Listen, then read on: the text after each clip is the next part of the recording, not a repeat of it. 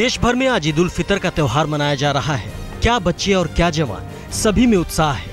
नए नए कपड़े पहनकर सभी ने मस्जिद में नमाज अदा किया। नमाजियों ने फिर एक दूसरे से गले मिलकर ईद की मुबारकबाद दी। राजधानी दिल्ली में सबसे ज्यादा रौनक ऐतिहासिक जामा मस्जिद में रही। नमाज के वक्त यहाँ का नजारा देखते बनता था। यहाँ सुबह से ही नमाजी पहुँच रहे थे। आसमां में चांद का दीदार होते ही रहमत और बरकतों के पवित्र महीने रमजान की विदाई हुई और फिजाओं में ईद मुबारक गूंज उठा। रात से देश भर में ईद की रौनक बिखर गई। दिल्ली, मुंबई, कोलकाता में जश्न का दौर शुरू हो गया। पुरानी दिल्ली के जामा मस्जिद इलाके में ईद की खुशी अलग अलग तरीके से छलक रही थी। सेवइयों से लेकर खजूर तक और ड्राई फ्रूट से लेकर चिप्स, पापड़ तक खाने पीने के सामान दुकानों में सजी थी। मुंबई में भी बाजारों में रौनक रही। सारी रात लोगों ने खरीदारी की। मिठाई के दुकान से लेकर चूड़ियां, बर्तन और सजावट के सामानों तक के दुकानों में लोगों की खासी भीड़ उमड़ी। लोगों के चेहरे पर ईद की खुशी और उत्साह साफ देखने को मिल रहा था। मुंबई में पिछले दिनों से लगातार बारिश की वजह से खरीदारी नहीं हो पा रही थी, लेकिन ईद के चांद का साथ मौसम ने भी साथ दिया।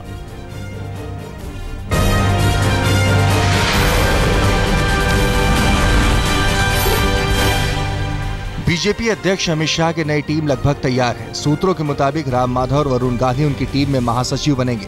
राजीव प्रताप रूडी, अनुराग ठाकुर का भी प्रमोशन होगा। दोनों को महासचिव बनाने की बात है। एससी कोटे से संजय पासवान या फग्गन सिंह कुलस्ते को महासचिव बनाया जा सकता है। आज तक को मिली एक्सक्लूसिव जानकारी के मुताबिक अमित शाह की संभावित टीम में 33% पदाधिकारी महिला होंगी। अमित शाह की नई टीम का ऐलान 17 अगस्त को हो सकता है, जिस पर आरएसएस की छाप भी दिखेगी। अमित शाह होंगे संसदीय बोर्ड के अध्यक्ष। संगठन में बदलाव के बाद मोदी कैबिनेट का विस्तार भी होगा। 9 अगस्त को बीजेपी राष्ट्रीय परिषद की बैठक होगी। उत्तराखंड उपचुनाव में बीजेपी की हार के बाद दिल्ली में अमित शाह के सामने सूबे के आला नेताओं की पेशी हुई। हार पर समीक्षा के दौरान अमित शाह ने इस अप्रत्याशित हार की वजहों पर चर्चा की। मोदी लहर पर सवार पार्टी के सामने बड़ा सवाल आया कि लोकसभा में प्रचंड बहुमत के चंद दिनों बाद ही विधानसभा उपचुनाव में हार क्यों मिली। हैरानी की बात यह है कि उत्तराखंड में बीजेपी को 3 सीटें गंवानी पड़ी। इनमें से 2 सीटें पहले बीजेपी के पास थी। अध्यक्ष जी के साथ आज समीक्षा बैठक थी, जिसमें हम तीनों प्रदेश के पूर्व मुख्यमंत्री थे, प्रदेश के अध्यक्ष, प्रदेश महामंत्री संगठन और नेता प्रतिपक्ष। विस्तार पूर्वक बातचीत हुई है। हम और पार्टी को मजबूती कैसे दे सकते हैं और कैसे बढ़ा सकते हैं, इसी पर विचार विमर्श हुआ है। यूपीएससी सीसेट विवाद का हल जल्द निकल सकता है। सरकार बुधवार को संसद में घोषणा कर सकती है। तब तक प्रारंभिक परीक्षा की तारीख बढ़ाई जा सकती है। रविवार को इस बारे में मोदी सरकार के मंत्रियों ने डीओपीटी और यूपीएससी अधिकारियों से बैठक की। इस मसले पर सरकार की बेचैनी इसलिए भी बढ़ गई है क्योंकि छात्रों के एक दल ने राहुल गांधी से मुलाकात की। आम आदमी पार्टी भी छात्रों के बीच अपनी पैठ बना रही है। अखिलेश यादव भी प्रधानमंत्री मोदी को चिट्ठी लिखकर नए फॉर्मेट से परीक्षा कराने की अपील कर चुके हैं। सरकार की ओर से ऐसे संकेत दिए गए हैं कि छात्रों का किसी भी कीमत पर अहित नहीं होने दिया जाएगा। केंद्रीय शहरी विकास मंत्री वेंकैया नायडू के औचक निरीक्षण से उनके मंत्रालय के दफ्तर में हलचल मच गई। मंत्री जी ने अफसरों की हाजिरी ली और हर कमरे में जाकर किया निरीक्षण। वेंकैया ने सुबह 10 बजे औचक दौरा किया, जिसमें 10 अफसर कर्मचारी लापता मिले। इसके बाद वेंकैया नायडू ने एक सख्त आदेश जारी किया। अगले 1 हफ्ते तक हाजिरी रजिस्टर चेक होगा।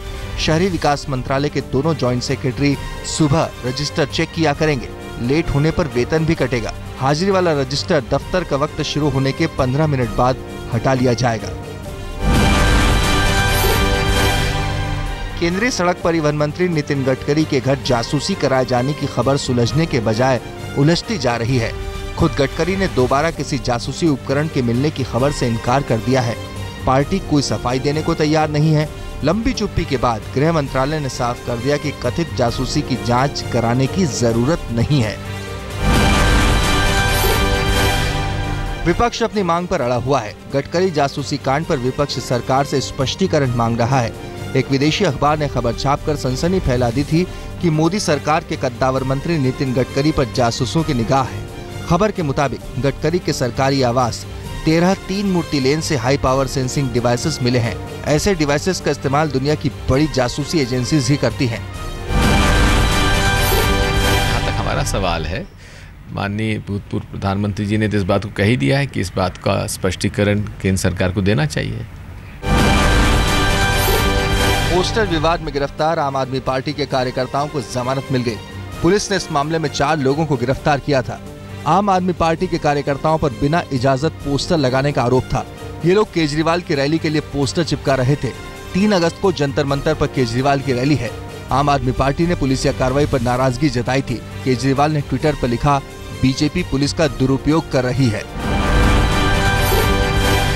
भड़काऊ बयान देने वाले टीएमसी सांसद तपस पाल पर कानूनी शिकंजा कसेगा। कोलकाता हाईकोर्ट ने एफआईआर दर्ज करने का आदेश दिया है। सीआईडी को 72 घंटे में तापस पाल के खिलाफ एफआईआर दर्ज करने का आदेश दिया गया है। हाईकोर्ट ने 1 सितंबर को स्टेटस रिपोर्ट मांगी है।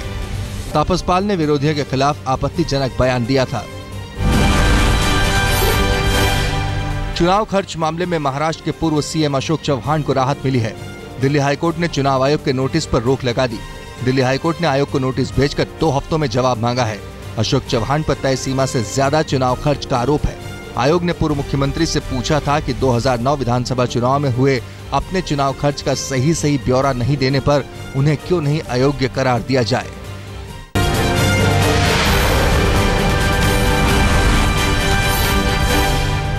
सहारनपुर में फिर से जिंदगी पटरी पर लौट रही है।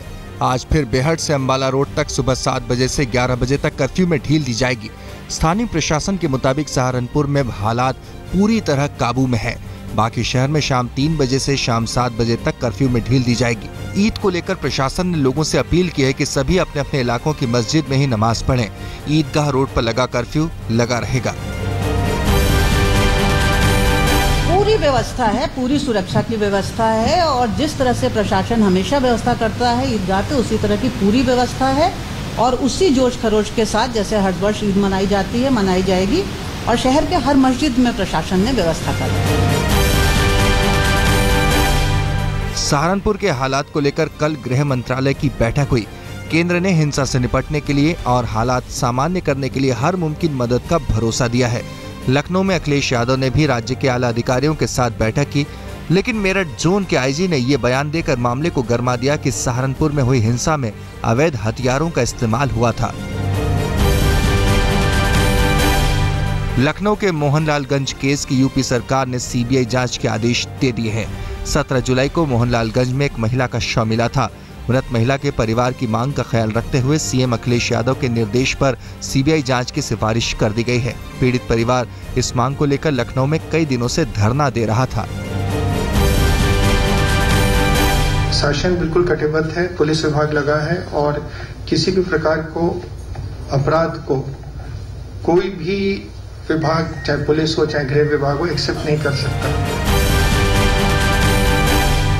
20 जुलाई को यूपी की एडीजी सुतापा सन्याल ने प्रेस कॉन्फ्रेंस कर दावा किया था कि महिला के साथ रेप नहीं हुआ था और रेप की कोशिश में आरोपी राम सेवक ने उसका कत्ल किया, लेकिन फॉरेंसिक रिपोर्ट से पता चला है कि महिला का रेप हुआ था। अभी 6 रिपोर्ट और आनी है जिससे खुलासा होगा कि वारदात में सिर्फ एक आरोपी था या एक से ज्यादा। 17 जुलाई को देवरिया जिले की रहने वाली महिला का लखनऊ के मोहनलालगंज इलाके में बेहद बुरी हालत में शव मिला था। यूपी पुलिस ने इस मामले में राम सेवक नाम के सिक्योरिटी गार्ड को गिरफ्तार कर केस सुलझाने का दावा किया था। Kanpur high profile murder case में नया ट्विस्ट आ गया है। रेस्टोरेंट के सीसीटीवी फुटेज के सामने आने से शक की सुई बिस्किट कारोबारी के बेटे और मृतक ज्योति के पति पीयूष की ओर ही घूम गई है। आज तक से खास बातचीत में कानपुर जोन के आईजी ने कहा कि पीयूष पर शक की कई वजह हैं। सीसीटीवी में वो अलग टी शर्ट में दिख रहा है, जबकि पोस्टमार्टम के वक्त उसने कोई और टी शर्ट पहन रखी है। पत्नी के अपहरण की रिपोर्ट भी उसने 1 घंटे बाद की, जबकि उसके पास मोबाइल था और पुलिस चौकी पास थी। पुलिस का कहना है कि पीयूष ने अपने बयान में कहा था कि बदमाशों ने उसके साथ भी मारपीट की, जबकि उसके शरीर में चोट के कोई निशान नहीं है। पुलिस के शक की तस्दीक मीडिया के सामने पीयूष के दिए बयान से भी होती है। नवाबगंज इलाके में कानपुर के बिस्किट व्यापारी की बहू ज्योति की लाश मिली थी। उसके जिस्म पर चाकू के कई निशान थे। कत्ल के 2 घंटे पहले ही ज्योति के पति पीयूष ने शिकायत दर्ज कराई थी कि देर रात पत्नी के साथ कार में घूमते वक्त बाइक सवार बदमाशों ने उसकी कार रोकी और मारपीट कर ज्योति को अगवा कर ले गए।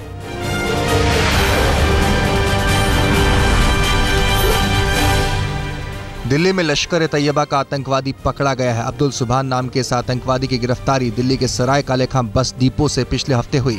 इस पर नौजवानों को हमले के लिए गुमराह करने की साजिश का आरोप है। राजस्थान, हरियाणा और बिहार के नौजवान इसके निशाने पर थे।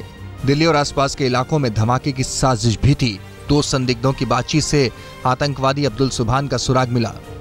पुलिस को शक है कि 1990 में फिरौती के लिए गौतम अडानी के हुए अपहरण में भी वो शामिल था। जम्मू कश्मीर के कठुआ जिले के बशौली में हालात काबू में हैं। 2 गुटों के संघर्ष के बाद पुलिस को सख्ती दिखानी पड़ी थी। पूरे इलाके में धारा 144 लगा दी गई है। इस मामले में पुलिस ने 2 लोगों को गिरफ्तार किया है। गुजरात के वडोदरा में इन दिनों मगरमच्छों का खौफ है। यहाँ हर रोज औसतन 5 मगरमच्छ पकड़े जा रहे हैं। विश्वामित्र नदी में बाढ़ की वजह से रिहायशी इलाकों में मगरमच्छ घुस आए हैं। सोमवार तक 195 मगरमच्छ पकड़े गए हैं। वन विभाग और GSPCA की टीमें रेस्क्यू ऑपरेशन चला रही हैं। यह हर साल की बात है। 4 साल में 14 लोग मगरमच्छ के शिकार बन चुके हैं। मगरमच्छों को पकड़कर नर्मदा में छोड़ दिया जाता है। विश्वामित्र नदी में करीब 500 मगरमच्छ हैं। वन विभाग को मगरमच्छों के लिए रोजाना 10 फोन आते हैं, जबकि सांपों को पकड़ने के लिए हर रोज करीब 30 फोन आते हैं। सोमवार शाम की तेज बारिश ने एक बार फिर राजधानी दिल्ली की पोल खोल दी। MCD और PWD ने बड़े बड़े दावे तो किए, लेकिन 2 घंटे की बारिश ने हकीकत सामने ला दी। सड़कों पर जलभराव के कारण लोगों को भारी दिक्कतों का सामना करना पड़ा। GT रोड पर 4 से 5 फीट तक पानी भर गया, जिससे कई गाड़ियां खराब हो गई। सड़कों पर लंबा लंबा जाम लग गया। मौसम विभाग के मुताबिक दिल्ली NCR में अगले 3-4 दिनों तक बारिश की संभावना है।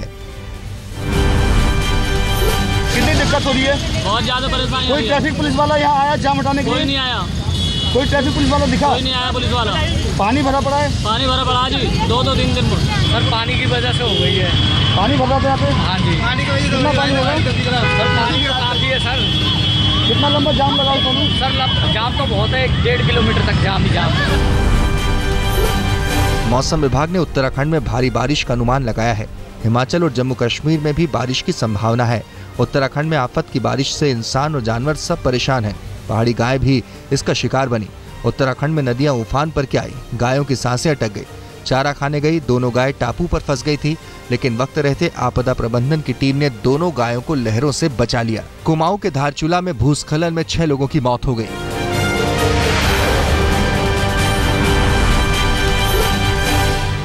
बलात्कार के आरोपों से घिरे महाराष्ट्र पुलिस के DIG Sunil Paraskar Mumbai crime branch के सामने पेश हुए, जहां उनसे तकरीबन 4 घंटे पूछताछ हुई। DIG सुनील पारसकर ने रेप के आरोपों से इनकार किया। क्राइम ब्रांच की महिला शाखा से पूछताछ में उन्होंने मॉडल को मड आइलैंड बंगले पर ले जाने की बात मानी, लेकिन छेड़खानी के आरोप को खारिज कर दिया। उन्होंने कहा कि फोटोशूट की लोकेशन दिखाने के लिए मड आइलैंड ले गया था।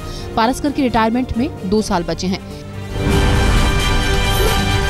जो कहना है मेरे एडवोकेट कहेंगे कोर्ट में, मैंने इस वक्त बोलना उचित नहीं रहेगा। मेरे एडवोकेट का मुझे एडवाइस है कि इस वक्त मैंने कुछ कमेंट देना गलत बात रहेगी। तो मामला सब जुडिस है और जब हम लोग कोर्ट में विश्वास रखते हैं तो जो होगा न्याय संस्था में होगा। मुंबई की एक मॉडल ने पारसकर पर यह आरोप लगाए हैं कि जब वो मुंबई में नॉर्थ रीजन के एडिशनल कमिश्नर के पद पर थे, तब उन्होंने अपने पद का दुरुपयोग करते हुए मॉडल से 4 बार बलात्कार किया। मॉडल का ये भी आरोप है कि उसकी शिकायत दर्ज होने से रुकवाने के लिए DIG ने अपने ओहदे का दुरुपयोग किया। मैं उनसे किसी गार्डन में नहीं मिली थी, मैं एक केस के दौरान उनसे मिली थी। और केस के दौरान जब मैंने एक केस किया था और जिस केस पर एक ऑफिसर थी मनीषा नलावड़े, जब वो काम नहीं कर रही थी, तब मुझे उसके सीनियर ऑफिसर के पास जाकर बार बार मिलकर कंप्लेन करनी पड़ती थी कि सर ये काम नहीं करती है। भोपाल के एक छात्र ने रेप से रक्षा के लिए रक्षा बैंड तैयार किया है। 3rd ईयर छात्र सुशांत पटनायक का दावा है कि रक्षा बैंड ऐसी तकनीक से बना है जिससे कोई लड़की बटन दबाकर हमला करने वाले लड़के पर तेज लाइट फेंक सकती है। इसके साथ ही एक सायरन भी बजेगा जिसकी आवाज 500 मीटर तक सुनाई देगी। रक्षा बैंड के दबते ही सीधे पुलिस के नंबर पर फोन भी चला जाएगा। इस बैंड को बनाने में 4000 से 5000 रुपए का खर्च आ रहा है। क्योंकि पहला यूनिट बना है तो इसका अभी 4-5 हज़ार खर्चा आ रहा है, लेकिन इसको अभी कॉस्ट पे हम लोग काम कर रहे हैं एंड कम से कम 2 से 3 हज़ार के आसपास इसका खर्चा करने की मैं कोशिश करूँगा। इसको और फैशनेबल भी बनाना है ताकि हर कोई लड़की इसको पहनने के लिए पसंद भी करे। दिल्ली के भीड़भाड़ वाले लाहौरी गेट इलाके में बदमाशों के साथ पुलिस की मुठभेड़ हुई, जिसमें 2 बदमाश तो पकड़े गए लेकिन 3 भागने में कामयाब हो गए। ये बदमाश कुरियर कंपनी से 3.5 लाख रुपए लूटकर भाग रहे थे।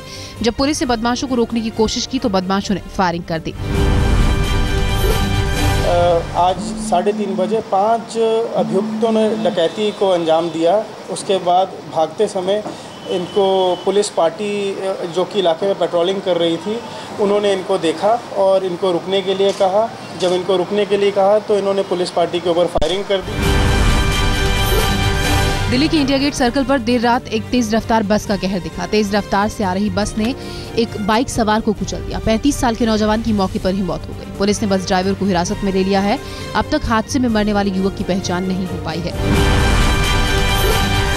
गाजियाबाद विकास प्राधिकरण का एक और घोटाला सामने आया है। जीडी के 5 कर्मचारियों ने गाजियाबाद के इंदिरापुरम इलाके में एक प्लॉट दिखाकर एक युवक से पूरे 25 लाख रुपए हड़प लिए। जिस प्लॉट को दिखाकर 25 लाख रुपए हड़पे गए, वो प्लॉट उत्तराखंड के मुख्यमंत्री हरीश रावत के नाम पर है।